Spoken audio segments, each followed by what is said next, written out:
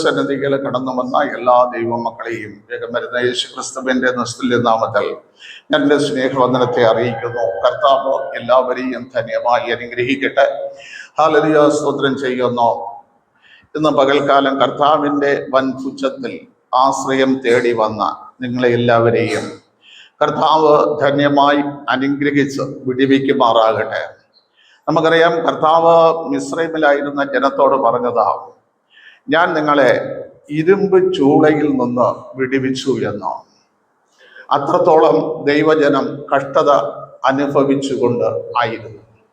അവരുടെ നിലവിളി കേട്ട്, അവരുടെ കണ്ണുനീർ കണ്ട് മനസ്സലിഞ്ഞ കർത്താവ് ഇരുമ്പ് ചൂളയിൽ നിന്ന് ഒരിക്കലും സ്വസ്ഥതയില്ലാതെ കിടക്കുന്ന ഉപകരണങ്ങൾ പോലെ, അല്ലെങ്കിൽ ഇരുമ്പ് ചൂളയ്ക്കകത്തുള്ള ഹല്ലേലൂയ സ്തോത്രം അവർക്ക് പ്രവർത്തിക്കാനുള്ള ഒരു പദാർത്ഥങ്ങൾ പോലെ സ്വസ്ഥതയില്ലാതെ കിടന്നിടത്തുന്ന. അടുത്ത് പറയുന്നു, ദൈവം പറയുന്നു, ഇരുമ്പ് ഉലയിൽ നിന്ന് ഞാൻ നിങ്ങളെ വിടുവിച്ചു എന്ന്. ഇന്ന് പകൽക്കാലം അതുപോലെ വിടുവിക്കുന്ന കർത്താവ് അടുത്ത് വീണ്ടും പറയുന്നു, മിസ്രൈം എന്ന അടിമ വീടിൽ നിന്ന് ഞാൻ നിങ്ങളെ വിടുവിച്ചു എന്ന്. ഒരു വീട്ടിലാണ് നമ്മൾ പാർക്കുന്നതെങ്കിലും ആ വീട്ടിനകത്ത് സ്വാതന്ത്ര്യമില്ലാതെ അടിമ വേല പോലെ ആയിരിക്കുന്ന ജീവിതങ്ങളോട് ദൈവം പറയുന്ന ഒരു വാക്കാണ്, ഞാൻ നിങ്ങളെ അടിമ വീടിൽ നിന്ന്, സ്വാതന്ത്ര്യമില്ലാത്ത വീട്ടിൽ നിന്ന് ഞാൻ നിങ്ങളെ വിടുവിച്ചു എന്ന്. വീണ്ടും ദൈവം പറയുന്നു, ഞാൻ നിങ്ങളെ അടിമ വേലയിൽ നിന്ന് വിടുവിച്ചു എന്ന്.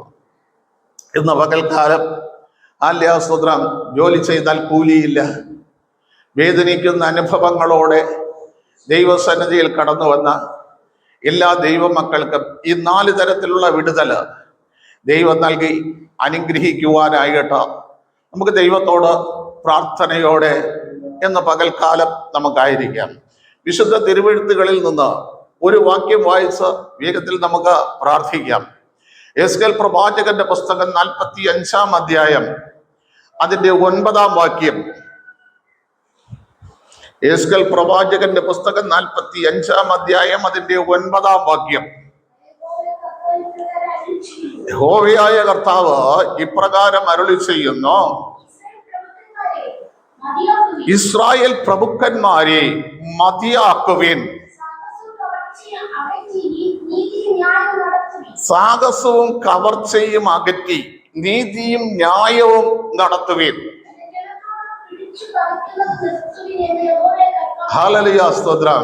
ഇവിടെ പറയുകയാണ്, നമ്മുടെ ചിന്താവിഷയത്തിലുള്ള ഒരു വാക്യമാണ്, എന്റെ ജനത്തിൽ നിന്ന് പിടിച്ചു പറിക്കുന്നത് നിർത്തലാക്കാൻ. പിടിച്ചു പറിക്കുക.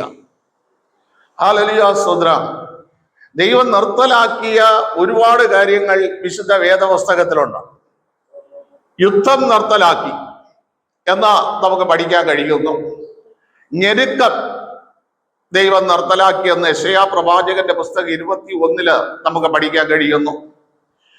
പിറുപിറുപ്പ് നിർത്തലാക്കിയെന്ന സംഖ്യാപുസ്തകം 17-ാം അധ്യായത്തിൽ പഠിക്കാൻ കഴിയുന്നു. ദുഃഖം നിർത്തലാക്കിയെന്ന യോഹന്നാന്റെ സുവിശേഷം 16-ൽ പഠിക്കാൻ കഴിയുന്നു. ഹല്ലേലൂയ, സ്തോത്രം. ഗർവം നിർത്തലാക്കിയെന്ന യോബിന്റെ പുസ്തകം 38-ാം അധ്യായത്തിൽ പഠിക്കാൻ കഴിയും. ഇങ്ങനെ കുറെയൊക്കെ കാര്യങ്ങൾ ദൈവം നിർത്തലാക്കി എന്ന് പറയാൻ കഴിയും. ഹല്ലേലൂയ, സ്തോത്രം. ഇപ്പോൾ നമ്മൾ വായിച്ച വേദഭാഗം കവർച്ച നിർത്തലാക്കിയെന്ന്. അതും ആരോടാ പറയുന്നത്? ഇസ്രായേൽ പ്രഭുക്കന്മാരോടാണ് പറയുന്നത്. ഹല്ലേലൂയ, സ്തോത്രം. പ്രഭുക്കന്മാരോട്. പ്രഭുക്കന്മാർ എങ്ങനെ കവർച്ച ചെയ്യുന്നു എന്ന് ചോദിച്ചാൽ, മീഖാ പ്രവാചകന്റെ പുസ്തകം 2-ാം അധ്യായം അതിന്റെ 1-ാം വാക്യം നമ്മൾ വായിക്കുമ്പോൾ അവിടെ എഴുതിയിരിക്കുന്നു, കിടക്കമേൽ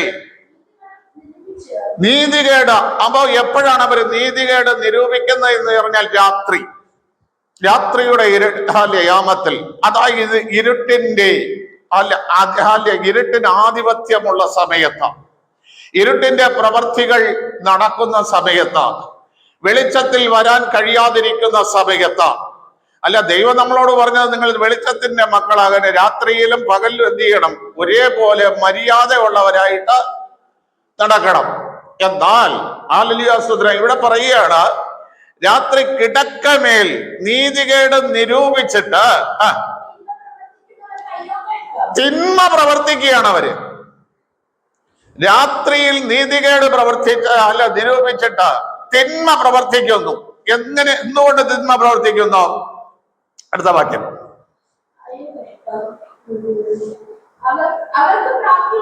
അവർക്ക് പ്രാപ്തിയുള്ളതുകൊണ്ട്, അവർക്ക് കഴിവുള്ളതുകൊണ്ട്. പിടിച്ചു പറിക്കാൻ അവർക്ക് എന്തുണ്ട്? കഴിവുണ്ട്. അവർക്ക് സാമ്പത്തികമായ കഴിവുണ്ട്, അവർക്ക് ഹല്ലേലൂയ സ്തോത്രം ചെയ്യുന്നു, അവർക്ക് ഭരണപരമായ പിടിപാടുണ്ട്, അവർക്ക് ആരോഗ്യപരമായ കഴിവുണ്ട്. ഈ കഴിവുകൾ അവർക്കുള്ളത് കൊണ്ട് അവരെന്ത് ചെയ്യാണ്? അവര് നേരം വെളുക്കുമ്പോൾ അത് നടത്തിയെടുക്കുകയാണ്. ഇന്ന് പകൽക്കാലം പ്രിയ ദൈവമക്കളെ, നിങ്ങളൊന്ന് ചിന്തിച്ചു നോക്ക. ദൈവമക്കളുടെ ജീവിതത്തിലും ഇത് സംഭവിക്കുന്നില്ലേ? അവർക്ക് പ്രാപ്തിയുള്ളത് കൊണ്ട്, അവർക്ക് കഴിവുള്ളത് കൊണ്ട് അവർ പിടിച്ചു പറിക്കുകയാണ്. നമ്മൾ എന്തെങ്കിലും ഒന്ന് പറഞ്ഞാൽ ഉടനെ ചോദിക്കും, ബൈബിളും എടുത്തോണ്ട് പോകുന്നവരാണ് നിങ്ങൾ, നിങ്ങൾക്ക് പറയാൻ എന്ത് അവകാശം? ഇന്ന് പകൽക്കാലം നമുക്ക് പറയാൻ ഒരിടമുണ്ട്, നമുക്ക് പറയാൻ ഒരു സ്ഥലമുണ്ട്. ആ സ്ഥലത്ത് നോക്കി എസ്കേൽ പ്രവാചകനോട് ദൈവം പറയുകയാണ്, പിടിച്ചു പറിക്കുന്നത് നിർത്തലാക്കാൻ അവരോട് പറ. ഞാൻ ദൈവമാണെന്ന് അവർക്ക് വെളിപ്പെടും. ഹല്ലേലൂയ സ്തോത്രം. നിങ്ങൾക്കറിയാമോ, യെശയ്യാ പ്രവാചകന്റെ പുസ്തകം 33-ാം അധ്യായം 1-ാം വാക്യം ഒന്ന് വായിച്ചു. 33-1.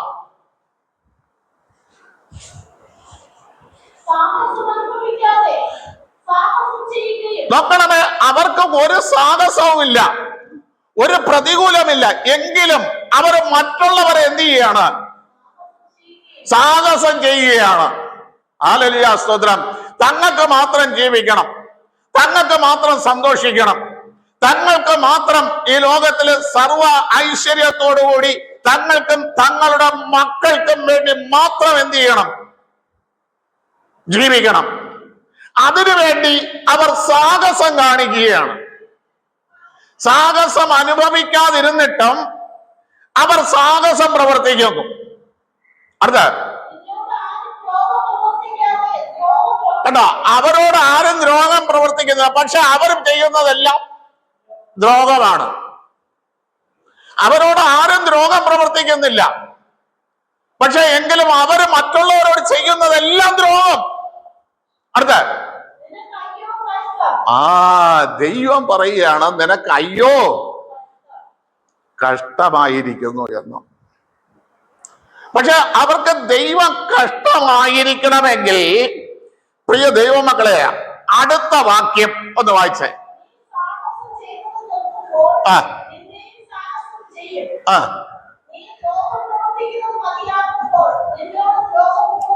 നോക്കണമേ, ഒരു തിരിച്ചടി ദൈവം വെക്കുകയാണ്.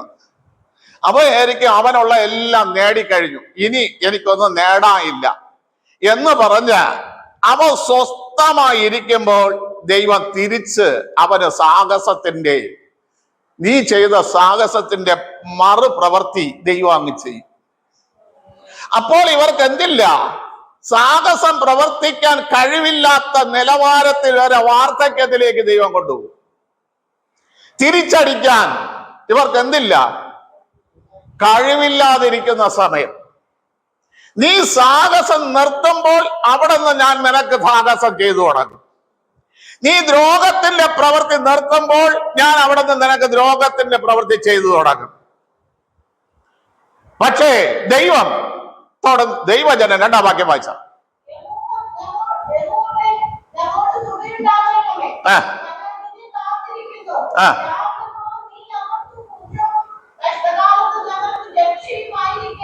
നോക്കണമേ, ദൈവജനം ഈ സമയത്ത് സാഹസം അനുഭവിക്കുന്ന സമയത്ത് പ്രാർത്ഥിക്കാൻ തയ്യാറാകണം.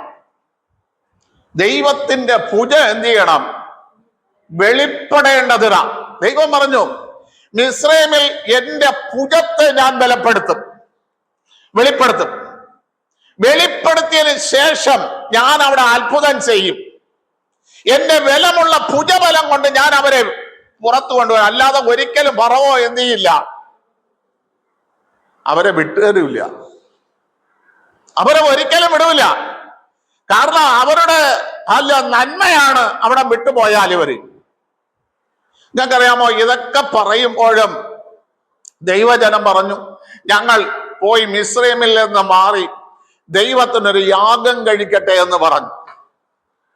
അത് പുറപ്പാട് പുസ്തകം 5-ാം അധ്യായം ഒന്നെടുത്ത്.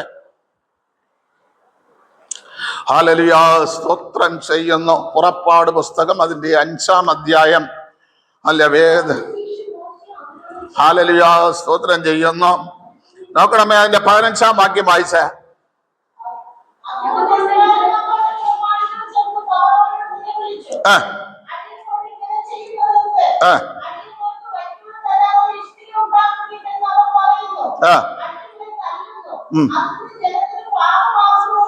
നോക്കണമേ, ദൈവജനത്തെ തല്ലുന്നു, വൈക്കോല് കൊടുക്കാതെ കറക്റ്റായിട്ടുള്ള ഇഷ്ടിക വേണമെന്ന് അവർ ആവശ്യപ്പെടുന്നു.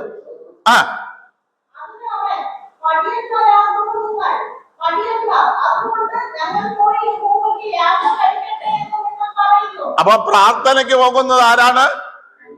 മടിയന്മാർ. മനസ്സിലായില്ലേ? മടിയുള്ളത് കൊണ്ടാണ് നിങ്ങൾ എന്ത് ചെയ്യുന്നത്? യഹോവയ്ക്ക് യാഗം കഴിക്കട്ടെ എന്ന് നിങ്ങൾ പറയുന്നത്. അതുകൊണ്ട് നിങ്ങളെ ജോലിയെ ഞാൻ കഠിനമാക്കി. നിങ്ങൾ ഒരിക്കലും യാഗങ്ങൾ ആരാധനയ്ക്ക് പോകണമെന്ന് അല്ലെങ്കിൽ യഹോവയ്ക്ക് യാഗം കഴിക്കാൻ പോകണമെന്ന് പറയരുത്. പറയാത്ത നിലവാരത്തിൽ നിങ്ങളെ ജീവിതത്തെ കൈപ്പാക്കുന്നു. ഇതാണ് അവരുടെ സാഹസം. ഇത് വന്നപ്പോൾ ഹല്ലേലൂയ, സ്തോത്രം ചെയ്യുന്നു. അടുത്ത വാക്യം വായിച്ചേ.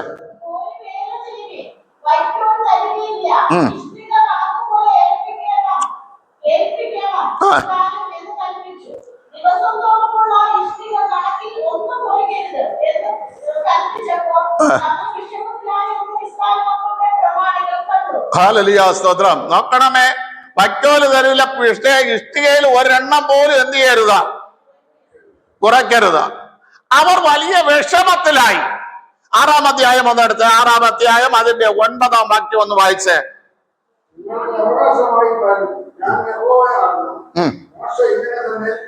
ഇസ്രായേൽ മക്കളോട് പറഞ്ഞു, എന്നാൽ അവർ മനോവ്യസനം കൊണ്ടും കഠിനമായ അടിമ വേല കൊണ്ടും മോശയുടെ വാക്ക് കേട്ടില്ല.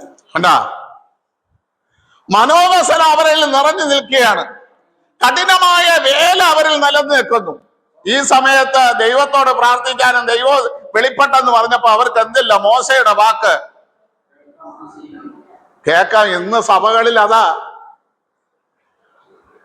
വരുന്ന 80% ജനം എങ്ങനെയാണ് പറഞ്ഞത്? മനോവസനത്തോടെയാണ് പറഞ്ഞത്. കഠിനമായ ഭാരത്തോടെയാണ് വരുന്നത്. ഈ ഭാരത്തോടെ വരുമ്പോൾ അവർക്ക് ദൈവവചനം ശ്രദ്ധിക്കാൻ പോലും എന്തില്ല, മനസ്സില്ല. അവരുടെ ഹൃദയത്തിൽ അത് തങ്ങി നിൽക്കുന്നില്ല. അതിനെ വിചാരിച്ച് പ്രാർത്ഥിക്കാൻ അവർക്ക് കഴിയുന്നില്ല. ഈ അനുഭവം ദൈവത്തിന് മനസ്സിലായി.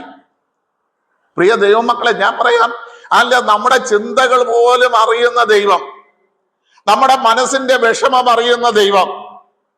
അല്ല, മോശയുടെ വാക്ക് കേട്ടില്ല എന്ന് പറഞ്ഞുകൊണ്ട് ദൈവജനത്തിനെ വിടിവിക്കാതിരുന്നില്ല ദൈവം. കാരണം അവർ വാക്ക് കേൾക്കാത്തതിന് കാരണം എന്തെന്ന് ദൈവത്തിന് അറിയാം. മനസ്സിലായില്ലേ? ദൈവത്തിന് അറിയാം അവർ എന്തുകൊണ്ടാണ് ആ വാക്ക് കേൾക്കാതെ വന്നു എന്ന്. ആ വാക്ക് കേൾക്കാതെ വന്നപ്പോൾ ദൈവം അവരെ ശിക്ഷിക്കുകയല്ലേ ചെയ്തത്. നീ വാക്ക് കേട്ടില്ല അല്ലേ, എന്റെ ദാസനായ മോശയുടെ വാക്ക് നീ അംഗീകരിച്ചില്ല അല്ലേ, അതുകൊണ്ട് അവിടെ കിടയെന്ന് ദൈവം ചിന്തിച്ചില്ല. ദൈവം അവരോട് പറഞ്ഞ രീതിയിൽ എന്ത് ചെയ്തു? വിടുവിക്കുക ചെയ്തു. ഹല്ലേലൂയ, സ്തോത്രം. ദൈവം ആദ്യം പറഞ്ഞു, ഞാൻ എന്റെ വീര്യപ്രവൃത്തികൾ അവിടെ വെളിപ്പെട്ടാലേ അവരെന്ത് ചെയ്യുള്ളൂ, പ്രശ്നത്തിന് പരിഹാരമാകും, നിങ്ങളെ വിടുവിക്കുകയുള്ളത്. നിങ്ങൾക്ക് ഞാൻ വചനം ചിന്തിക്കുമ്പോൾ ദൈവം പറഞ്ഞു, നിങ്ങളുടെ അത്ഭുത പ്രകാശത്തിലേക്ക് വിളിച്ചുകൊണ്ടുവന്ന. യഥാർത്ഥത്തിൽ ആദ്യത്തെ അത്ഭുത പ്രകാശം നടന്ന മിസ്രൈമില. എപ്പോഴും നടന്നെന്ന് ചോദിച്ചാൽ 3 ദിവസം സ്പർശിക്കുന്ന ഇരുട്ടുകൊണ്ട് അവർക്ക് എന്ത് ചെയ്തില്ല, അനങ്ങുവാൻ കഴിഞ്ഞില്ല. ഇരിക്കുന്നിടത്ത് ഇരുന്നവൻ ഇരുന്നു, കിടന്നവൻ കിടന്നു, ബാത്റൂമിൽ പോയവൻ ബാത്റൂമിൽ പോയി.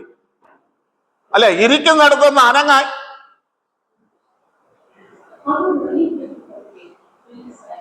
ദൈവത്തിന്റെ വലിയൊരു പ്രവൃത്തി നോക്കണമേ. പക്ഷെ ഇസ്രായേൽ മക്കളുടെ കൂടാരത്തിൽ എന്തുണ്ട്? വെളിച്ചമുണ്ട്. നിങ്ങൾ മനസ്സിലാക്കി, ഇത് ആദ്യത്തെ അത്ഭുത പ്രകാശം. നമ്മളിപ്പോ ഈ നാട്ടിൽ പൈറ്റുള്ള ദേശത്ത് ജീവിക്കുന്നു. പക്ഷേ കുറച്ചു പേർക്ക് വെളിച്ചമുണ്ട്, കുറച്ചു പേർക്ക് ഇതല്ലേ അത്ഭുത പ്രകാശം. ഹല്ലേലൂയ, സ്തോത്രം. ഈ സമയത്ത് അവർക്ക് അനങ്ങാൻ കഴിയാതിരുന്ന സമയത്ത് ഇസ്രായേൽ മക്കൾ തിന്നുന്നു, കുടിക്കുന്നു, അവരുടെ ദിനചര്യകൾ നടക്കുന്നു. എന്തിനെങ്കിലും തടസ്സമുണ്ടോ? ഹല്ലേലൂയ, സ്തോത്രം. ഒരു തടസ്സവും ഇല്ല. ഇതാണ് ദൈവത്തിന്റെ പ്രവൃത്തി. ഹല്ലേലൂയ, സ്തോത്രം. ഇവിടെ നമ്മൾ അതിന്റെ 8-ാം വാക്യം വായിച്ച യെശയ്യാ 33:8.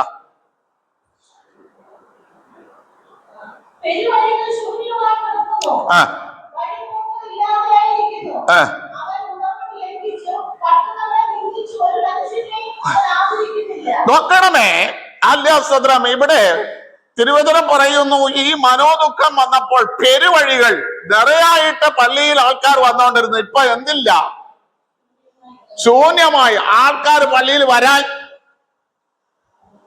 ഇല്ല. കാര്യം മനോവ്യസനവും, അവർക്ക് ദുഃഖവും, അവർക്ക് ബുദ്ധിമുട്ടുകളും. ഈ സമയം അവരെ ബുദ്ധിമുട്ടുകൾ മാറ്റാനായിട്ട് അവര് സ്വന്തമായിട്ട് കിടന്ന് എന്ത് ചെയ്യാണ്? പരിശ്രമിക്കുകയാണ്. പെരുവഴികൾ ശൂന്യമായി. ഒന്നുകൂടെ വായിച്ചേ. വഴി പോക്കരിൽ ആലയത്തിലേക്ക് വരാൻ ആളില്ല. മുമ്പെയാണെങ്കിൽ എല്ലാ ദിവസവും ആലയത്തിന്റെ വാതിൽ തുറന്നു കിടക്കാൻ വേണ്ടി ഓരോ കുടുംബങ്ങൾ എന്ത് ചെയ്യുമായിരുന്നു? ആലയത്തിൽ ചെന്നിരുന്ന് പ്രാർത്ഥിക്കുമായിരുന്നു. ഇപ്പൊ അങ്ങനെ ഒരു ലിസ്റ്റ് കൊടുത്ത ആൾക്ക് വരാൻ തന്നെ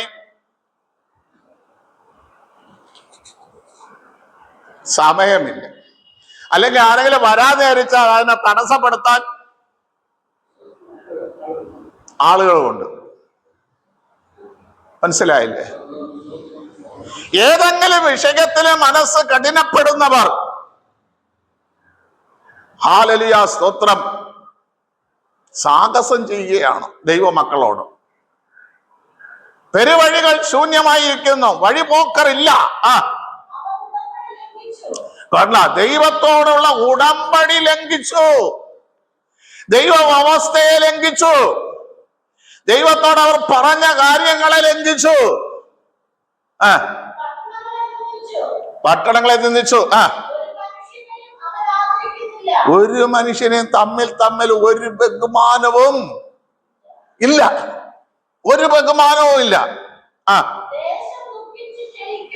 ദേശം ഇങ്ങനെ ആയപ്പം ഏറ്റവും കൂടുതൽ ദുഃഖം ആർക്കാണ്? ദേശത്തിന്.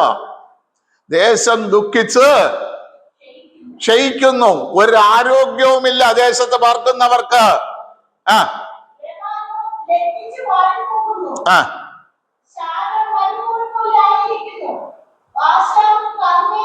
നോക്കണമേ, ഇന്ന് ഉള്ള ദൈവമക്കളുടെ ആലയവും ദൈവമക്കളുടെ വാസസ്ഥലങ്ങളിൽ ലജ്ജിക്കത്തക്ക നിലവാരത്തിലായിരിക്കുന്നു. കാരണം അവർ സാഹസം ചെയ്യുന്നു, പിടിച്ചു പറിക്കുന്നു, കവർച്ച ചെയ്യുന്നു, ദൈവമക്കളെ കവർച്ച ചെയ്യുന്നു. ഇത് നിർത്തലായില്ല എങ്കിൽ ദൈവത്തിനറിയാം ഇവർ വീണ്ടും എന്ത് ചെയ്യുമെന്ന്. ശോഷിച്ചു പോകും, ഇവർ നശിച്ചു പോകും. അതുകൊണ്ട് ദൈവം യെശയ്യാ പ്രവാചകന്റെ പുസ്തകം 61-ാം അധ്യായം അതിന്റെ 8-9 വാക്യങ്ങളൊക്കെ വായിച്ച 61-ന്റെ 8-9. കേട്ടാ, യഹോവയായ ഞാൻ ന്യായത്തെ ഇഷ്ടപ്പെടുന്നു. നിങ്ങൾക്ക് അറിയാമോ? ഹല്ലേലൂയ, സ്തോത്രം ചെയ്യുന്ന അബ്രഹാമിന്റെ സാറ ഭാര്യ ഹല്ലേലൂയ. മിസ്രൈമിൽ പോയിട്ട് വന്ന് കനാൽ ദേശത്ത് പാർത്ത് 10 വർഷമായി. 10 വർഷമായപ്പോൾ എന്ത് കിട്ടിയില്ല? അവക്ക് മക്കളെ കിട്ടിയില്ല. അവളാണ് എന്ത് ചെയ്ത്? അബ്രഹാമിന്റെ മാർവിടത്തിൽ ഹാഗറിനെ കൊടുത്തതാണ്. അവൾ ഗർഭിണിയായപ്പോൾ സാറ അവളെ കണ്ണിന് നിന്നയായി മാറി. ഉടനെ അവള് ചെയ്ത കാര്യങ്ങളെല്ലാം വിട്ടു. അവളാണ് അബ്രഹാമിനോട് പറഞ്ഞത്, അബ്രഹാമിന്റെ ഭാര്യയായിട്ട് അവളാ കൊടുത്തത്. അവൾ ഉടനെ അബ്രഹാമിന്റെ അടുത്ത് പറയുകയാണ്, എന്റെ അന്യായത്തിന് നീയാണ് ഉത്തരവാദി. ഞാൻ ഇപ്പൊ ദൈവസന്നിധിയിൽ പോകും. ഉടനെ അബ്രഹാം പറഞ്ഞ്, നീ എന്തിനു ദൈവസന്നിധിയിൽ പോണ്? ഹാഗർ നിന്റെ കയ്യിലല്ലേ ഇരിക്കുന്നത്, നിനക്ക് ഇഷ്ടമുള്ളതുപോലെ നീ. ഇതാണ് ഇപ്പോഴും ദൈവമക്കള് നേരെ മറ്റുള്ളവർ കാണിക്കുന്നത്. അവർക്ക് ഇല്ലായ്മയുണ്ട്, അവർക്ക് ഒന്നിനും കഴിവില്ല, അവർക്ക് വേണ്ടി വാദിക്കാൻ ആളില്ല, അവർക്ക് വേണ്ടി ഒന്ന് എതിർത്ത് പറയാൻ ആളില്ല. അതുകൊണ്ട് അവരുടെ കയ്യിൽ നമ്മൾ ഇരിക്കുന്നു, നമ്മളെ പീഡിപ്പിച്ചോണ്ടിരിക്കുന്നു. നിങ്ങൾ മനസ്സിലായ? ഹല്ലേലൂയ, സ്തോത്രം. ഈ ഒരു അവസ്ഥയിൽ ആകുമ്പോൾ ദൈവം പറയുന്നു, ഞാൻ ന്യായത്തെ ഇഷ്ടപ്പെടുന്നു. അവരെല്ലാം ന്യായത്തെ ഇഷ്ടപ്പെട്ടില്ലെങ്കിൽ ഞാൻ ന്യായത്തെ ഇഷ്ടപ്പെടുന്നു. അർത്ഥം അന്യായമായ കവർച്ചയെ ഞാൻ വെറുക്കുന്നു. നിങ്ങൾ മനസ്സിലാക്കണം. ഹല്ലേലൂയ, സ്തോത്രം ചെയ്യുന്നു. സാഹസം നിർത്താൻ പറഞ്ഞ് കവർച്ച നിർത്താൻ പറഞ്ഞു. ദൈവം പറയുകയാണ്, ഞാൻ അന്യായമായ കവർച്ചയെ വെറുക്കുന്നു.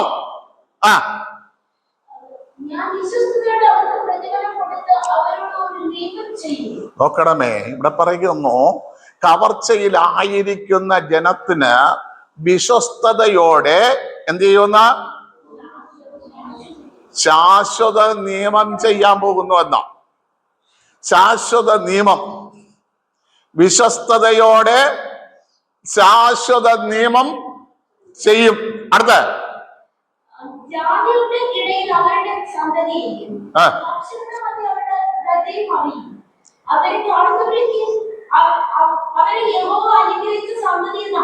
നോക്കണമേ, എന്താണ് ശാശ്വത നിയമം? അവരുടെ സന്തതി യഹോവയാൽ അനുഗ്രഹിക്കപ്പെട്ടവർ എന്ന് പറയത്തക്ക നിലവാരത്തിൽ ഒരു നിയമം ദൈവം ചെയ്യുന്നതാ. Praise the Lord. ഹല്ലേലൂയ, സ്തോത്രം ചെയ്യുന്നു. ഇന്ന് ഞാനും നിങ്ങളും കവർച്ച അനുഭവിക്കുന്നു എങ്കിൽ, ഇന്ന് ഞാനും നിങ്ങളും സാഹസം അനുഭവിക്കുന്നു എങ്കിൽ, ദൈവത്തോട് നമ്മൾ പ്രാർത്ഥിക്കാൻ തയ്യാറാകുകയാണെങ്കിൽ, ദൈവമേ നീ ഉണരണം, നിന്നിൽ മാത്രമേ ഞങ്ങൾക്ക് രക്ഷയുള്ളൂ, നിന്നിൽ മാത്രമേ ഞങ്ങൾക്ക് വിടുതലുള്ളൂ, നീ മാത്രമാണ് ഞങ്ങളുടെ ഏക രക്ഷകനെന്ന് പ്രാർത്ഥിച്ച് ഉണരാൻ നമ്മൾ തയ്യാറാണെങ്കിൽ ദൈവം നമ്മളോടൊരു ശാശ്വത നിയമം ചെയ്യും. ആ നിയമം എന്ന് പറയുന്നത് നമ്മുടെ തലമുറ ദൈവത്താൽ അനുഗ്രഹിക്കപ്പെട്ട തലമുറ എന്ന പറയത്തക്ക നിലവാരത്തിലുള്ള ഒരു അനുഗ്രഹ നിയമം. പ്രിയ ദൈവമക്കളെ, അതിന് നമ്മള് സമയം വേർതിരിച്ച് ദൈവത്തോട് എന്ത് ചെയ്യണം? പ്രാർത്ഥിക്കുന്നവരാകണം. ഹല്ലേലൂയ, സ്തോത്രം. അല്ലാതെ നമ്മൾ കിടന്ന് ഉറങ്ങിയും തൂങ്ങിയും ഹല്ലേലൂയ സ്തോത്രമായിരിക്കുന്നു എങ്കിൽ സാഹസം ചെയ്യുന്നവൻ ഇനിയും സാഹസം ചെയ്യും, അല്ല പിടിച്ചു പറിക്കുന്നവൻ ഇനിയും പിടിച്ചു പറിക്കും. കാരണം ലോകം അവരുടെ കയ്യിലാ. ലോകം ഹല്ലേലൂയ സ്തോത്രം ചെയ്യുന്ന തിരുവചനത്തിൽ ഒരു ഭാഗം യെശയ്യാ പ്രവാചകന്റെ പുസ്തകം 10 ഹല്ലേലൂയ സ്തോത്രം, എളിയവർക്ക് നേരെയും ഒന്ന് വായിച്ചു നോക്കവിടെ.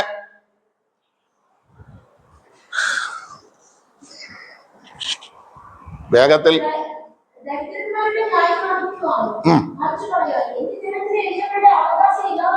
നോക്കണമേ, ആരുടെ അവകാശമാണ് ഇല്ലാതാക്കുന്നത്?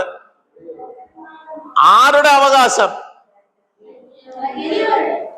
ആരുടെ അവകാശം എന്നാണ് അവിടെ പറഞ്ഞത്?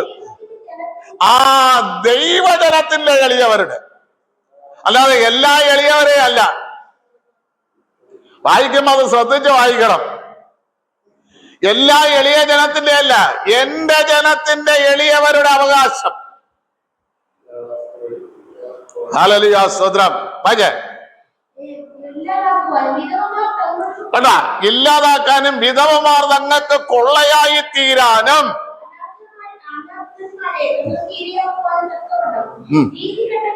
നീതികെട്ട ചട്ടം. അപ്പോൾ ആരെയാണ് നീതികെട്ട ചട്ടം എഴുതുന്നത്?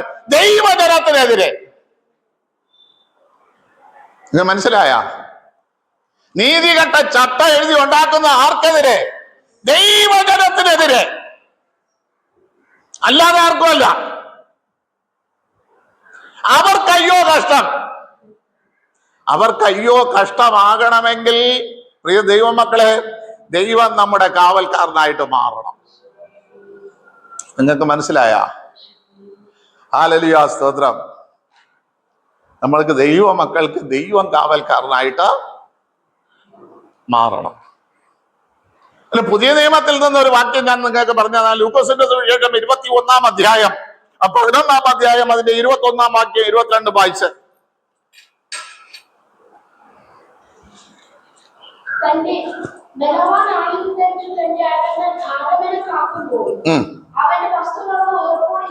കണ്ടാ, ബലവാനായ ദൈവം ആയുധം ധരിച്ച് നമ്മുടെ വസ്തുവകൾ കാക്കാൻ വേണ്ടി ദൈവജനം എന്ത് ചെയ്യണം? പ്രാർത്ഥിക്കണം, എങ്കിലേ കാക്കൂ. ചിലരൊക്കെ ആയിരിക്കുന്നത് എന്റെ വസ്തുവും എന്റെ വീടും ഒക്കെ ദൈവം ഞങ്ങൾ കാത്തോളാം, ഇനിയിപ്പോ വേറെ ആരും വന്ന് എന്ത് ചെയ്യണ്ട, കാക്കണ്ട. അതായത് രാവിലെ എണീക്കുന്നു, തങ്ങളുടെ ജോലിക്ക് പോകുന്നു, വൈകുന്നേരം വരുന്നു, തിന്നുന്നു, ഉടക്കുന്നു, കിടക്കുന്നു. പക്ഷേ അല്ല, ഈ വസ്തുവകകള് കാക്കണമെങ്കിൽ ആര് തന്നെ കാക്കണം? ദൈവം കാക്കണം.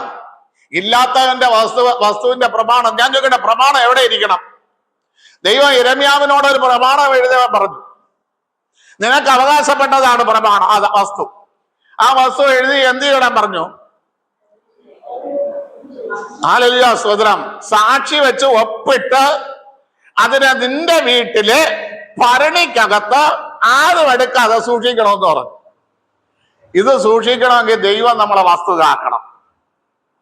ഇല്ലാത്തവന്റെ പ്രമാണങ്ങൾ എവിടെ പോകും? നമ്മളെ വീട്ടിനകത്ത് കാണൂല, ബാങ്കിൽ കാണും, കണ്ടവന്റെ വീട്ടിൽ കാണും.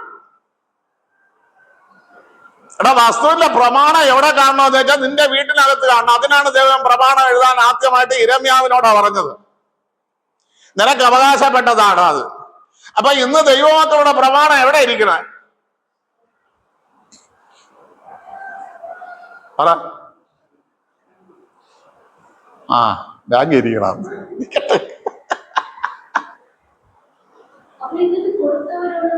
അത് എനിക്ക് അറിഞ്ഞോടാ, അതൊന്നും എനിക്ക് അറിഞ്ഞോടാ. ഹല്ലേലൂയ സ്തോത്രം. സംശയങ്ങൾക്കെല്ലാം മറുപടി പിന്നീട് പറഞ്ഞുതരാം.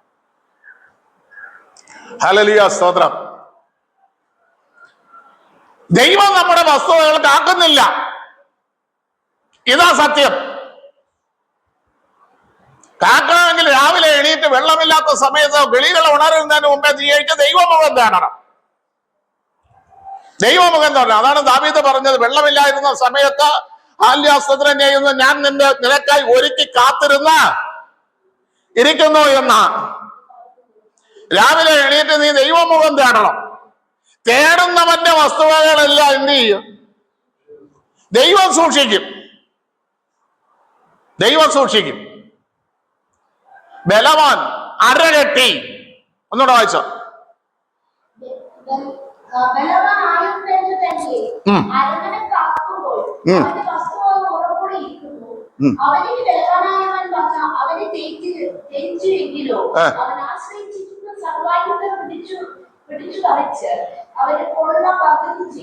ഹല്ലേലൂയ സ്തോത്രം.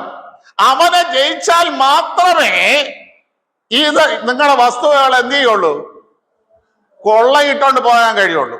അതിന് കർത്താവ് പറഞ്ഞ ഒരു വാക്യം നിങ്ങൾ വായിച്ചോ. യോഹന്നാന്റെ സുവിശേഷം 10-ാം അധ്യായം അതിന്റെ 28, 29 വാക്യങ്ങളാ. യോഹന്നാൻ 10-ന്റെ 28, 29.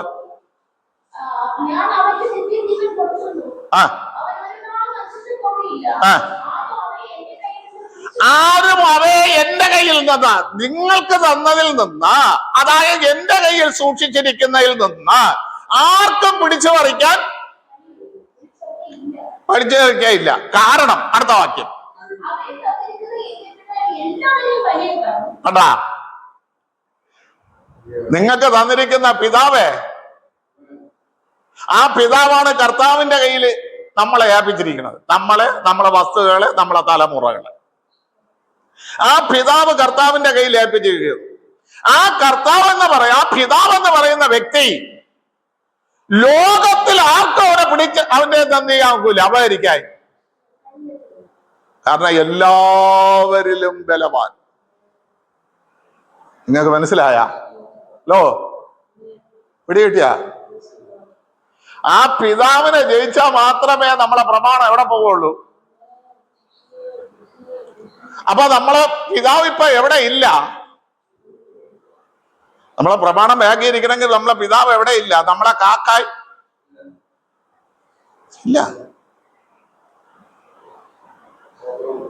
ഇതിന് കർത്താവ് പറഞ്ഞ ഒരുപാട് കാര്യങ്ങളുണ്ട്. പഴയ നിയമത്തിൽ പിതാവേ എന്ന് വിളിച്ച് പ്രാർത്ഥിച്ചിട്ടുള്ള എത്ര പേരുണ്ട്?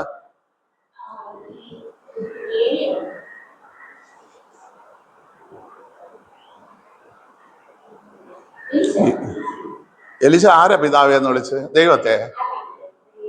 ആവശ്യമില്ലാത്ത ഇതിൽ കൂടെ പെണ്ണോട്ടിരിക്കുകയാണ്. ആവശ്യമില്ലാത്ത കാര്യം പറയുന്നു. എലിശ വിളിച്ചത് ഏലിയാവിനെ. പഴയ നിയമത്തിൽ പിതാവേ എന്ന് വിളിച്ച് പ്രാർത്ഥിച്ചിട്ടുള്ള എത്ര പേരുണ്ടെന്ന്?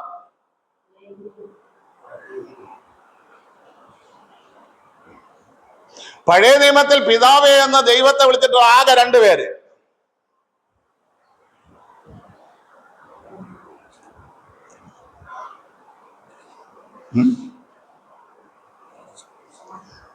സങ്കീർത്തനം 89:26 വാക്യത്തിൽ ഏതാൻ വിളിച്ചു. ഏതാൻ എന്ന് പറയുന്ന ലേവിയ ഗോത്രത്തിലെ 14ാമത്തെ തലമുറ. അവൻ വിളിച്ചിട്ട് പറയണ, എങ്കിലോ പിതാവേ, നീ ഞങ്ങളുടെ രക്ഷകനും ഞങ്ങളുടെ പാറയും ഞങ്ങളെ കൊമ്പുയർത്തുന്നവനുമാകുന്നു. പിതാവേ എന്ന് വിളിച്ചു. അടുത്ത് വിളിച്ചത് യെശയ്യാവ്. മനസ്സിലായ? പഴയ നിയമത്തിൽ 2 ഫലത്ത് 2 പേരെ വിളിച്ചിട്ടുള്ളത്. യെശയ്യാ പ്രവാചകന്റെ പുസ്തകത്തിൽ 2 ആല്യാസ്തോത്രം സങ്കീർത്തനത്തിൽ 1. എന്നാൽ നമ്മുടെ അരുമനാഥനായ കർത്താവ് സ്വർഗസ്ഥനായ പിതാവിനെ പിതാവ് എന്ന് വിളിച്ചാണ് സംബോധന ചെയ്യുന്നത്. അതുകൊണ്ട് നമ്മളോട് പ്രാർത്ഥിക്കുമ്പോഴും പറഞ്ഞു, എങ്ങനെ പ്രാർത്ഥിക്കണം? സ്വർഗസ്ഥനായ അഭിസംബോധന. ഒരാളെ അഭിസംബോധന ചെയ്യുമ്പോൾ അതിൻ്റെതായ ബഹുമാനം കൊടുത്ത്. നിങ്ങൾ മനസ്സിലായ? യെശയ്യാവ് ഒരു ഭാഗത്ത് പറയുന്നത് ഇങ്ങനെയാണ്. 64:8 വാക്യം വായിച്ചോ. 64:8 വേഗത്തിൽ.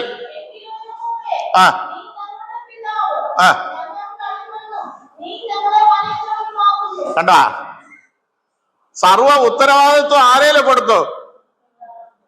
പിതാവിന്റെ കാര്യത്തിൽ കൊടുത്തു. എങ്കിലോ പിതാവേ, നീ ഞങ്ങളെ മെനയുന്നവനും ഞങ്ങൾ നിന്റെ കയ്യില് എങ്ങനെ മെനയണമെന്ന് ദൈവമേ നിന്റെ തീരുമാനമാണ്, ഞങ്ങളെ തീരുമാനമല്ല. അങ്ങ് സമർപ്പിച്ചു കൊടുത്തേ പോലെ നിന്റെ വീട്ടിലെ സാഹസം നിൽക്കാൻ, നിന്നെ കവർച്ച ചെയ്തുകൊണ്ട് കൊള്ളുന്ന ആ കവർച്ചയിൽ നിന്ന് നീ ഒഴിവാകാൻ. അങ്ങനെ നിങ്ങൾ പ്രാർത്ഥിച്ചാലുണ്ടല്ലോ, പ്രാർത്ഥിച്ചാൽ എന്താ പ്രയോജനം? എന്താ പ്രയോജനം? അതുകൂടെ ഒന്ന് പറഞ്ഞതാ. എന്താ പ്രയോജനം? കർത്താവ് പറഞ്ഞത് പിതാവിനോട് പറയുകയാണ്. 17-ാം അധ്യായം യോഹന്നാന്റെ സുവിശേഷം 17-ാം അധ്യായം അതിന്റെ 7-ാം വാക്യം ഒന്ന് വായിച്ച. 7-ഉം 8-ഉം.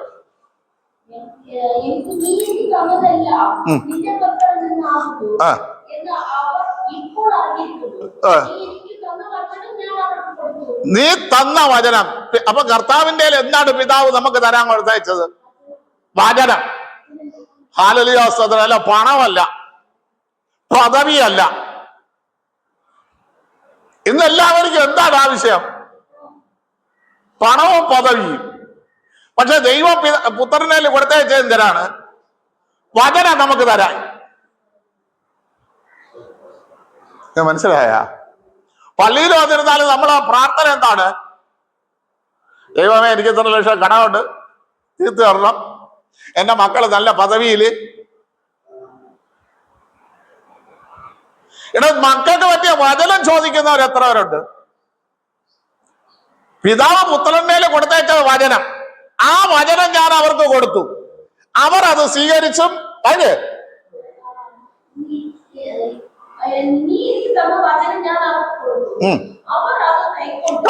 അത് അവർ കൈക്കൊണ്ടു. എത്ര പേര് കൈക്കൊള്ളണ് വചനം? എത്ര പേര് കൈക്കൊള്ളണ്? അവരതിനെ കൈക്കൊണ്ടു. ആ കൈക്കൊള്ളുന്നവർക്ക് മാത്രമേ വിശ്വസിക്കാൻ കഴിയുള്ളൂ പിതാവിന്റെ അടുക്കൽ എന്നാണ് പുത്രൻ വന്നത്. അല്ലാത്തവരിന് എത്ര വർഷം അല്ല പള്ളിയിൽ വന്നിരുന്നാലും എത്ര വർഷം ആരാധിച്ചാലും കർത്താവ് എവിടെന്നോ വന്നു, എന്തിനോ വന്നു. ഞാൻ നിന്റെ അടുക്കൽ നിന്ന് വന്നു എന്നവർ സത്യമായിട്ടും അറിഞ്ഞു.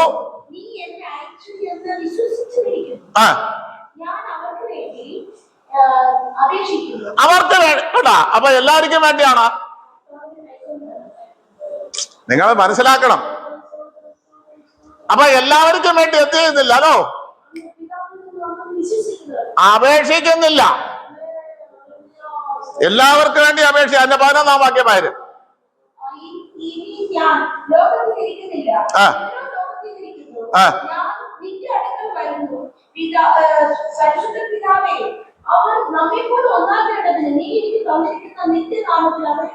കണ്ടാ,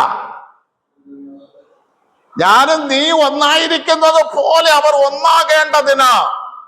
അപ്പൊ കുടുംബത്തിനകത്ത് ഭാര്യയും ഭർത്താവും മണവാളനും മണവാട്ടിയും മക്കളും ഒന്നാകണമെങ്കിൽ വചനം കൈക്കൊള്ളണം. ഹല്ലേലൂയ, സ്തോത്രം. നിങ്ങളൊന്ന് മനസ്സിലാക്കണം. വചനം കൈക്കൊള്ളാത്ത വീട്ടിനകത്ത്, വചനം വസിക്കാത്ത വീട്ടിനകത്ത് കവർച്ച ഉണ്ടാകും, സാഹസമുണ്ടാകും, ഐക്യത നഷ്ടപ്പെടും. ഹല്ലേലൂയ, സ്തോത്രം. അതിന് യോഹന്നാന്റെ സുവിശേഷത്തിന്റെ 10-ാം അധ്യായം അതിന്റെ 1 തൊട്ട് 4 വരെ വായിച്ച് നമുക്ക് വേഗത്തിൽ ആശീർവാദം പറയാം.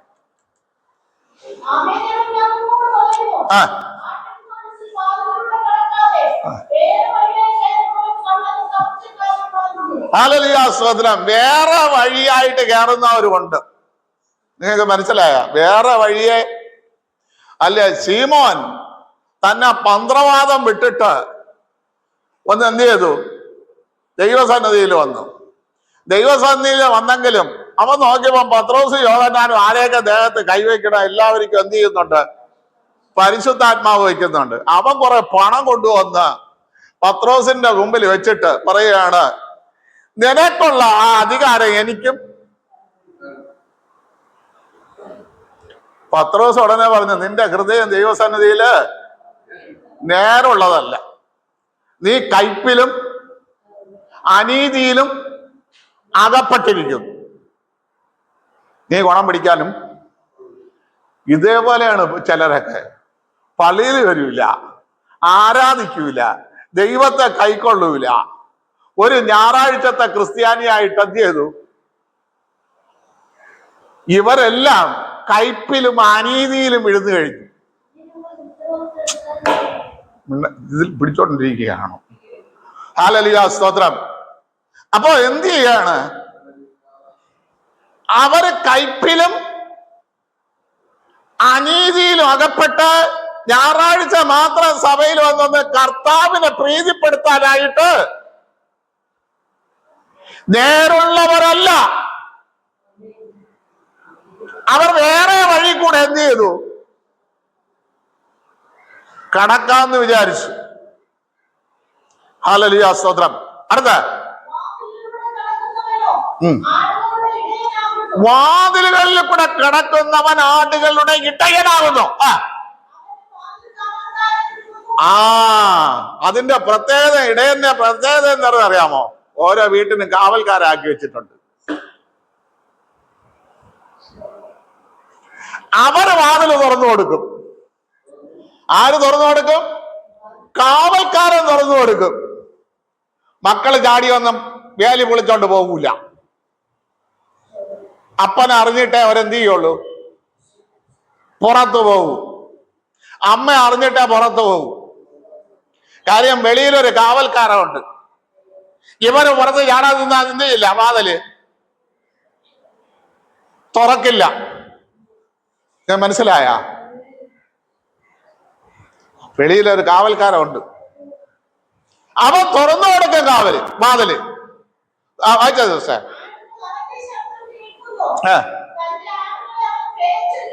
നോക്കണമേ, ദൈവം പേര് ചൊല്ലി വിളിക്കണമെന്ന്. ഇവിടെ ഈ സ്ഥലത്തുനിന്ന് ജോലിക്ക് ആദ്യം പോകേണ്ടത് ആര്? അപ്പായി. ഇറങ്ങിവാ, പിതാവിന്റെ പേര് പറഞ്ഞ് വിളിച്ചിട്ട് ഇറങ്ങിവാ, വയ്ക്കോ. അടുത്ത് പോകേണ്ട, പഠിക്കാൻ പോകേണ്ട ആര്? മൂത്തമായി പേര് പറഞ്ഞ്. അതിനു മുമ്പേ ആരും വെളിയിൽ ഇറങ്ങൂല. അതിനു മുമ്പേ ആ മോൻ കളിക്കാനെന്ന് പറഞ്ഞോട് ദൂരെ പോവുകയുമില്ല. അന്യായമായ കൂട്ടുകെട്ടിൽ അകപ്പെടുകയുമില്ല. ഇതാണ് കാവല്. ഇതാണ് കാവല്. ഞാനൊരു ദിവസം പറഞ്ഞു, ശമൂവേലിന് ജന്മം കൊടുത്ത എന്തിനാണ്? ശമൂവേൽ പ്രവാചകൻ ഹന്ന കരഞ്ഞതുകൊണ്ടാണോ? ഹന്നയുടെ മുഷിഞ്ഞ ഹൃദയം കണ്ടിട്ടാണോ? അല്ല, അവള് ഹൃദയം പകർന്നത് കൊണ്ടാണോ? ഹന്നയ്ക്ക് ശമൂവേൽ ബാലനെ കൊടുത്തത് വചനം ദുർലഭമായിരുന്നു. ആ കാലഘട്ടത്തിൽ എന്തായിരുന്നു? വചനം ദുർലഭമായിരുന്നു, ദർശനമില്ല. അപ്പോ എങ്ങനെ ദർശനം ഉണ്ടാകാം, എങ്ങനെ വചനം ഉണ്ടാകും എന്ന് നാട്ടുകാർക്ക് എന്ത് ചെയ്തു കൊടുക്കണം? വെളിപ്പെടണം. അതിന് ഏലി പുരോഹിതന്റെ മക്കൾ മഹാപാപികളും അല്യാസ്വത്രം ചെയ്യുന്നു. അവരെ കുറിച്ച് അപവാദം മാത്രമേ കേൾക്കുള്ളൂ. അതിന്റെ ഇടയിലാണ് ആര് വളരുന്നത്? അപ്പൊ നമ്മൾ പറയും കാലഘട്ടമാണ്, അവ അപ്പുറത്തുള്ള താമസിക്കുന്നവൻ വൃത്തികെട്ടവനാണ്, അതുകൊണ്ടാണ് എന്റെ മോനും. എടാ, ശമൂവേലിന്റെ ഏലിയുടെ മക്കൾ ദുർഗുണം പിടിച്ചവന്റെ വീട്ടിലാണ്, ആ ആലയത്തിലാണ് ശമൂവേൽ വളർന്നത്.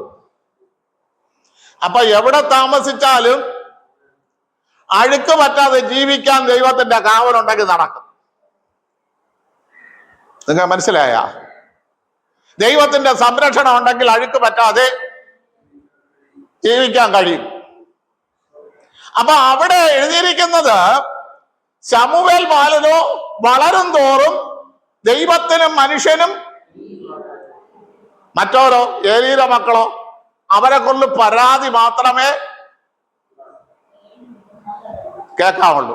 2:3-19 1 ശമൂവേലിന്റെ പുസ്തകം 3:19 വായിക്കുമ്പോൾ ശമൂവേൽ ബാലനോട് കൂടെ എന്തുണ്ടായിരുന്നു? വചനം വായിച്ചിട്ട് പറ.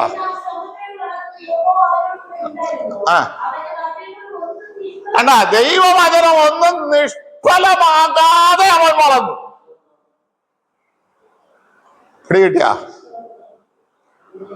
അപ്പൊ അവന് കൊച്ചിലെ കേട്ട വചനങ്ങളൊന്നും പാഴാകാതെ അവ അത് വളർത്തിക്കൊണ്ടേയിരുന്നു. അടുത്ത് പറയുന്നു, ദാൻ മുതൽ ബേർശേബ വരെ വിശ്വസ്ത പ്രവാചകനായിരുന്നു. അതേസമയം ഏലിയുടെ മോനായിട്ട് ജനിച്ചെന്ന് പറഞ്ഞിട്ട് വല്ല കാര്യമുണ്ടാ? അവര് മുഖാന്താണ് രാജഭരണം വരേണ്ട കാരണം. അപ്പൊ കവർച്ചയെന്ന് പറയുന്നത് നമ്മളാണ് അതിന് വഴി എന്ത് ചെയ്തു കൊടുക്കുന്നത്? ഒരുക്കി കൊടുക്കുകയാണ്. ഹല്ലേലൂയ, സ്തോത്രം. ഞാൻ വചനം പഠിക്കുമ്പോൾ എനിക്ക് മനസ്സിലായി, അല്ല, ദൈവത്തിന്റെ പുരോഹിതനായി ഇരിക്കാൻ എല്ലാവരെയും ദൈവം വിളിച്ചിട്ടില്ല. അപ്പൊ ഞാൻ പാസ്റ്റർ എന്ന് പറഞ്ഞുകൊണ്ട് എന്നെ മോനെ ദൈവം വിളിച്ചിട്ടില്ല. വിളിച്ചെങ്കിൽ മാത്രമാണ് എന്ത് ചെയ്യാ, ഉടുപ്പ് തച്ചോണ്ട് കയറിയിരിക്കാൻ. നിങ്ങളത് എബ്രായ ലേഖനം 5 പഠിക്കണം.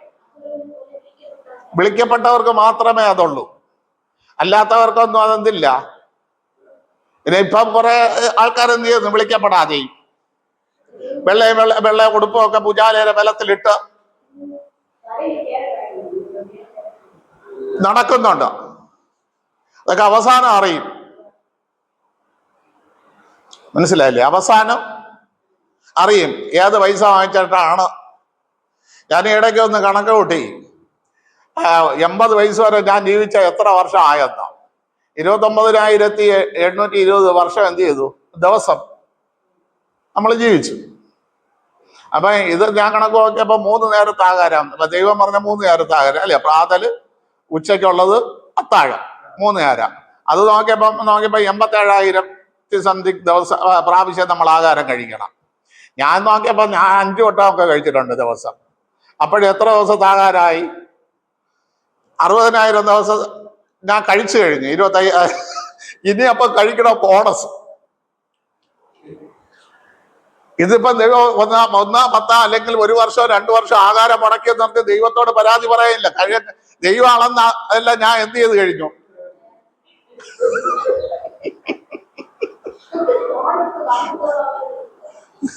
മനസ്സിലായില്ലേ? നമ്മൾ തിന്നു കഴിഞ്ഞു. നമ്മൾ പറഞ്ഞു തന്നതാണ് ജോലി ചെയ്യാനായിട്ട് വിശപ്പുണ്ട് എന്ന് പറയാം. പക്ഷെ ദൈവം അനുവദിച്ച വെള്ളവും അപ്പവും വെള്ളവും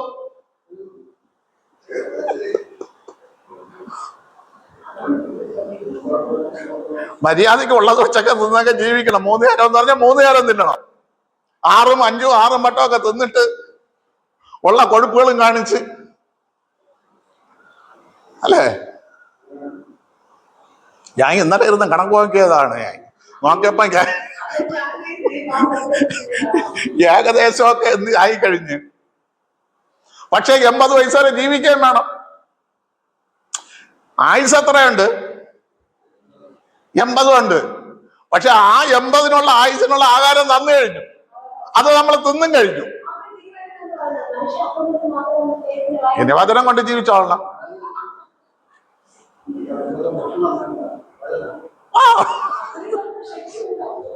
ഹല്ലേലൂയ, സ്തോത്രം. ഞാനൊരു കാര്യം പറയാം. ഞാൻ പ്രസംഗിച്ചതിന് ശേഷം ഞാൻ തന്നെ കൊള്ളരുതാതെ ചെയ്താതിരിക്കേണ്ടത്, ഞാൻ എന്നെ തന്നെ വിലയിരുത്തി ഞാൻ കുറെ കാര്യങ്ങൾ പഠിക്കും. മനസ്സിലായില്ലേ? ഞാൻ തന്നെ കുറെ കാര്യങ്ങൾ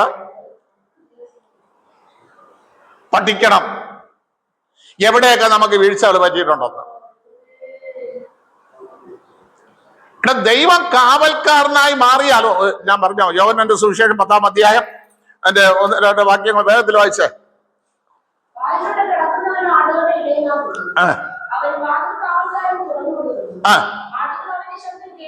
ആടുകൾ അവന്റെ ശബ്ദം കേൾക്കുന്നു, നാട്ടുകാരുടെ ശബ്ദമല്ല. പുറത്തിറങ്ങിയാൽ അവൻ കേൾക്കുന്നത് സ്വതന്ത്രം ചെയ്യുന്നു, ദൈവശബ്ദം അവൻ കേൾക്കും.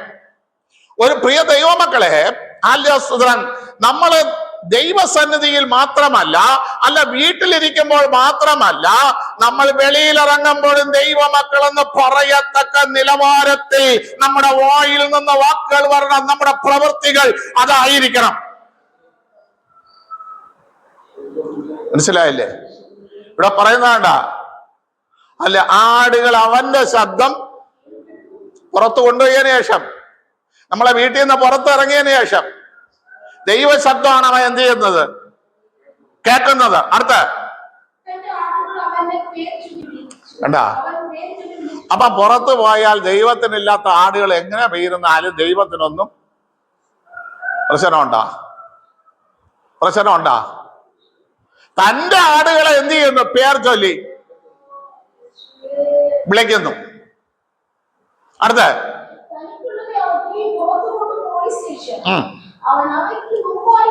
കേട്ടാ, ഇവ എന്ത് ചെയ്തത്? ലക്ഷ്യം തെറ്റി പോകരുത്. ഇത് മനസ്സിലായ? ആടിന്റെ മുമ്പേ ആര് പോകുന്നു? ദൈവം മുമ്പേ പോകുന്നു. അപ്പൊ ഇവ ലക്ഷ്യം തെറ്റുവോ? ഹല്ലേലൂയ, സ്തോത്രം. ഇതാണ് ദൈവം ചെയ്യണത്. അതിനു വേണ്ടി ദൈവമക്കൾ ഉണർന്ന് ഇന്ന് മുതൽ പ്രാർത്ഥിക്കണം. ദൈവമേ, എന്റെ വീടിന്റെ കാവൽക്കാരൻ നീ ആകണം, എന്റെ കുടുംബത്തിന്റെ കാവൽക്കാരൻ നീ ആകണം. ഹല്ലേലൂയ, സ്തോത്രം ചെയ്യുന്നു. ആ കാവലാകണമെങ്കിൽ നമ്മുടെ പ്രാർത്ഥനയും നിലവിളിയും മാത്രമേ ആകൂ. ആ നിലവിളിയും പ്രാർത്ഥനയും ദൈവസന്നിധിയിൽ എത്തിക്കഴിയുമ്പോൾ കവർച്ചയും സാഹസവും നിൽക്കും. അല്ലാതെ ഒരിക്കലും കവർച്ചയും സാഹസവും നിൽക്കത്തില്ല. ഇന്ന് പകൽക്കാലം നിങ്ങൾ ഓർത്തോ, ദൈവം വാക്ക് മാറും. അല്ലെ? ഹിസ്കിയാവിനോട് ദൈവമാണ് യെശയ്യാവിനെ കൊണ്ട് പറയിച്ചത്, നീ മരിക്കാൻ പോണെന്ന്. നീ മരിക്കാൻ പോകുന്നു, നിന്റെ കുടുംബകാര്യം ക്രമപ്പെടുത്താൻ പറഞ്ഞു. ഹിസ്കിയാവ് ഉടനെ മുഖം തിരിച്ച് ചെവരിൽ ചേർത്ത് വെച്ചുകൊണ്ട്, ഞാൻ നിർമ്മല മനസ്സോടും ഏകാഗ്ര ഹൃദയത്തോടും നിനക്ക് വേണ്ടി ചെയ്തത് നീ ഓർക്കേണമേ എന്ന് പറഞ്ഞ് ഒന്ന് പൊട്ടിക്കരഞ്ഞു. പ്രിയ ദൈവമക്കളെ, യെശയ്യാവ് ദൂത് പറഞ്ഞിട്ട് വേഗത്തിൽ ഇറങ്ങി നടുമുറ്റത്തെത്തി. 2 രാജാക്കന്മാരുടെ പുസ്തകം 20-ാം അധ്യായം നിങ്ങൾ വായിച്ചു നോക്കണം. നടുമുറ്റത്ത് എത്തിയതേ ഉള്ളൂ. ഈ കരച്ചിൽ. അപ്പൊ എത്ര നേരം അവൻ പ്രാർത്ഥിച്ചു? നമ്മളെ ഇവിടെ നിന്ന് നടുമുറ്റത്ത് ഇറങ്ങാൻ എത്ര നേരം വേണം? ഏറി പറഞ്ഞ 2 മിനിറ്റ് പോട്ടെ, അല്ലെ? അതിനപ്പുറം വേണോ? ഈ 2 മിനിറ്റത്തെ പ്രാർത്ഥനയിൽ ദൈവം വാക്ക് മാറ്റി. 2 മിനിറ്റത്തെ പ്രാർത്ഥനയിൽ ദൈവം വാക്ക് മാറ്റി. അപ്പൊ ദൈവം വാക്ക് മാറ്റുമോ? മാറ്റൂലേ?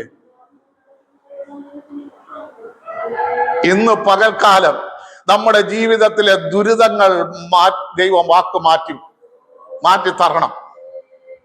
കവർച്ചയെ മാറ്റണം, പീഡനത്തെ മാറ്റണം, പിടിച്ചു പറിക്കുന്ന അനുഭവം നമ്മുടെ ജീവിതത്തിൽ നിർത്തലാക്കണം ദൈവം.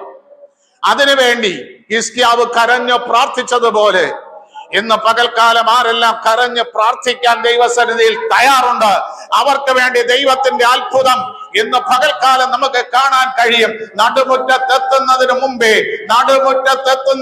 ഒരു മറുപടി ദൈവസന്നിധിയിൽ നിന്ന് വരാനിടയായി. ഹിസ്കിയാവിനോട് ചെന്ന് പറ, അല്ല, ഞാൻ അവന്റെ കണ്ണുനീർ കണ്ടിരിക്കുന്നു, അവന്റെ നിലവിളി ഞാൻ കേട്ടിരിക്കുന്നു, അതുകൊണ്ട് അല്ല, ഞാൻ പറഞ്ഞ ദൂത് അവരെ ഞാൻ മാറ്റിയിരിക്കുന്നു എന്ന്. ഇന്ന് പകൽക്കാലം അങ്ങനെ ഒരു അനുഭവം നമ്മുടെ ജീവിതത്തിനകത്ത് വെളിപ്പെടുവാൻ ഈ പകൽക്കാലം ദൈവം നമ്മെ സഹായിക്കട്ടെ, അനുഗ്രഹിക്കുമാറാകട്ടെ.